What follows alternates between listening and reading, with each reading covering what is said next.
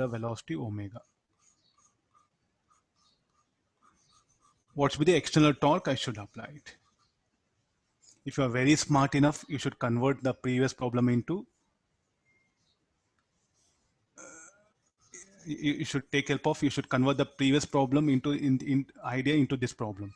The rod is moved with a constant angular velocity. So how the induced torque will act?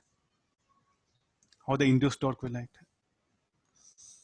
Will act opposite to the angular velocity given to the rod.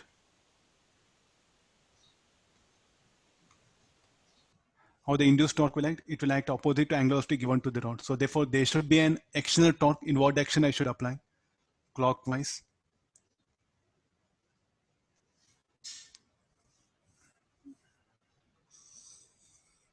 The initial diagram.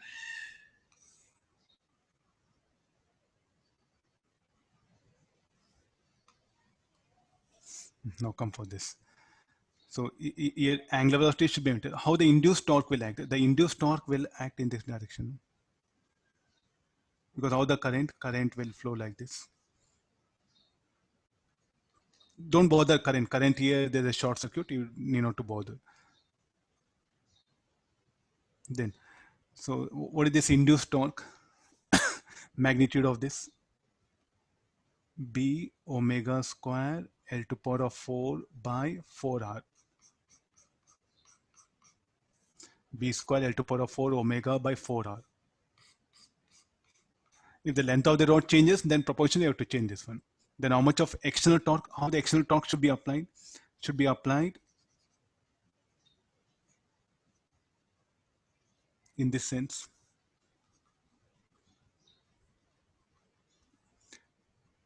Then the angular speed of the rod will remain constant. No? So this will be B omega square, B omega naught, 4R. And what about current in the circuit? Will remain constant. How much it is? I is equal to E by R. B omega naught L square by 2R. A constant current flows, omega naught constant. This much of torque external agent should apply. What is the power generated by external agent?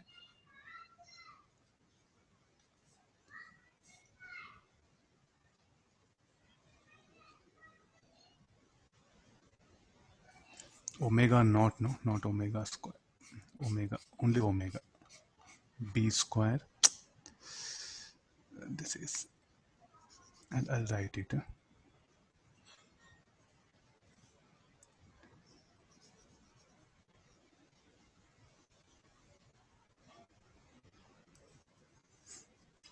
So what should be the external torque? No, external power B square L to power of 4 omega naught square by 4R.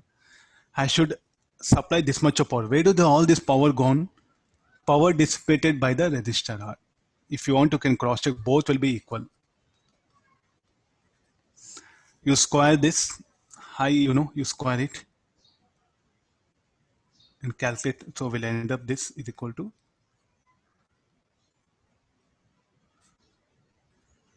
tell me what will happen here. P external equal to PR. So tell me, like, compared to translational motion, rotational motion, EMF is much easier. No, what is the space required? Just the space of the ring. So let the length of the rod be 1 meter. 1 meter space I can accommodate. No, even let it be 10 meter. Even let it be 100 meter. No problem. But if you go for translatory motion, you need long rails. Space is a problem. No, land is very costly. So therefore, the rotational EMF is what we use in application. Motional EMF is what? Hypothetical, just only to learn concepts. This is what practically we'll be using in all applications. You go to any ideal project, no, where electrical power generated, rotational EMF is what will be applied here. Now how the questions, a bulb will be connected at rest in place of R. Torque, initially torque, the torque acting is twice of equal to induced current. Then the bulb will have constant brightness. If I double the torque acting on the rod, tell me what happened to brightness of the bulb? Will increase by 2 times, no? If I double the torque, the power will get double, no? Look at this equation, P external. 2 times of tau, you write it. So the brightness of the bulb will increase by 2 times. The objective questions will be based on like this. Initially, the rod is moved with a constant angular speed. So then what will happen? The brightness of the bulb is much. If I double the torque, angular velocity will not remain constant. Okay, so sorry, I'm just uh, putting it again. If I double the torque, what happen? No longer angular velocity will not be constant because net torque will be non-zero. It is going to have angular accelerated motion. Then omega will continuously increase. What happened to brightness of the bulb will continuously increase. If the external torque is equal to induced torque, then angular velocity of the rod remain constant. External torque more than induced torque, the angular velocity of the rod will increase. If omega increases, come for here. If omega current will increase. If current increases, brightness of the bulb will increase. Not numerical. They just test you with analysis here.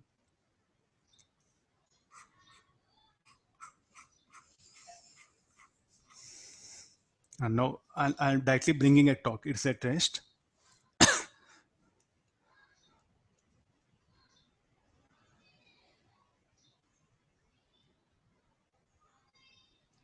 Complete thing is there.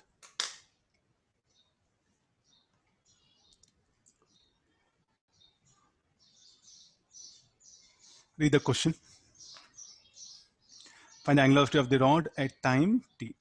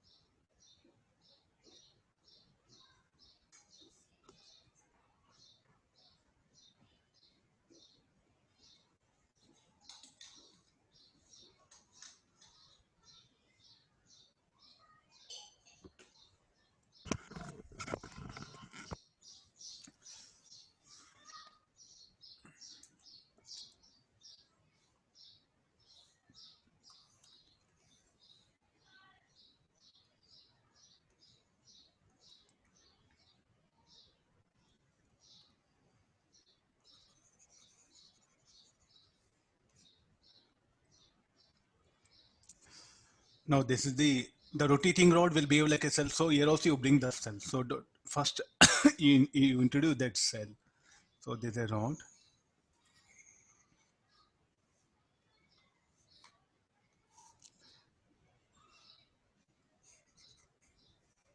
There's a resistor.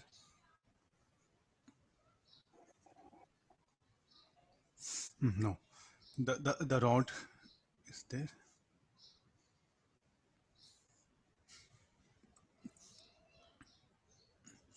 Now look at the how the omega will be clockwise. No, in this case, please do make observation. Don't just continue with the previous one. Because the rod is a test, I applied a clockwise torque. The angular velocity should be clockwise. Then B bar into the plane. So this end will be positive now. This end of the rod will be positive. This will be negative. There's a EMF induced. Then a current I will flow in this direction. Across the rod, the current I will flow. How the induced torque should be? You take small element. You take small element of length dx. B bar current I. So the df will act in this direction on this small element. So how the induced torque? The induced torque should be opposite.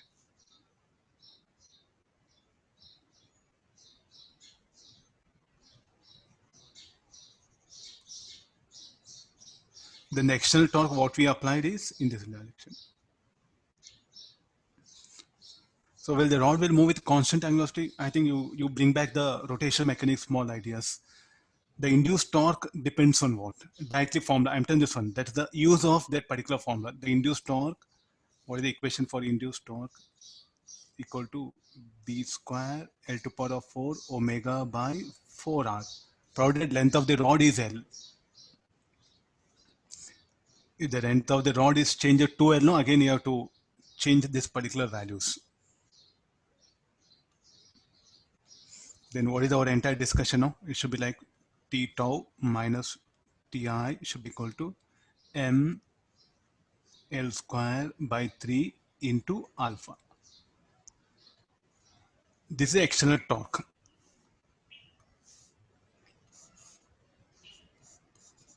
Constant external torque. So this is a constant, no? And what about the induced torque? It is going to vary. No? So let's write the expression. No?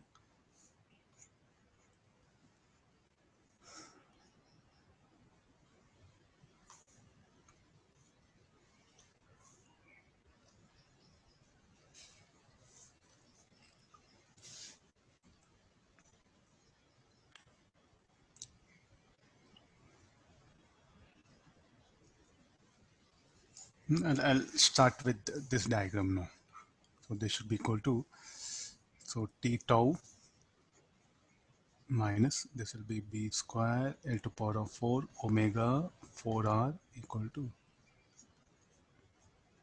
this will be d omega by dt. Again, the same old fashion in motion EMF, what we did, the similar method. Omega will increase exponentially with the time. So the equation will end up something of, say, some A 1 minus e to power of E naught, any other symbols.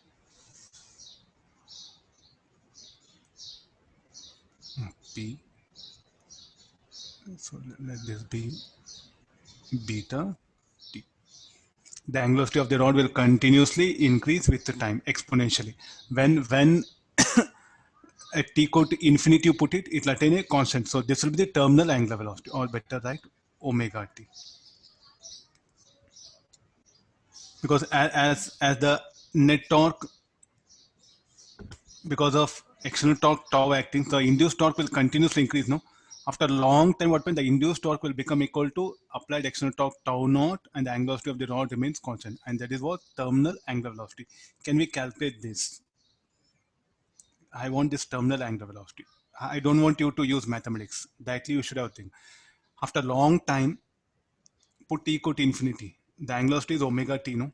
And what will happen in that situation? The net torque should be 0. So tau naught should be equal to tau I. So directly you get this. Objective questions will be of like this. At t equal to infinity. What is induced torque? B square L to power of 4 omega t by 4R. 4R tau naught by somewhere in the corner, no? So there are two ways are there. Solve mathematically this, integrate, put t equal to infinity, you'll get angular velocity, terminal angular velocity. Or else directly, you know, after a long time, the induced torque should become equal to external torque, and you know induced torque, the omega, you write omega t and solve it. So what is this? This is the terminal.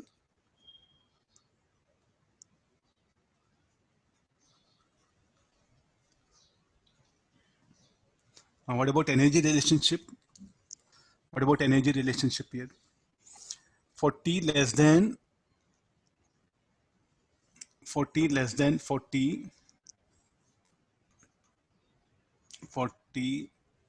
less than infinity to 0. What about power generated by X-ray agent? A part of it is used for increasing rotational contingent of the rod, remaining power dissipated in resistor R. After long time, or at t equal to infinity, power generated by X-ray agent directly dissipated as power in the resistor R, where this current will be constant. How to calculate I infinity? We know omega constant, so I is equal to B omega t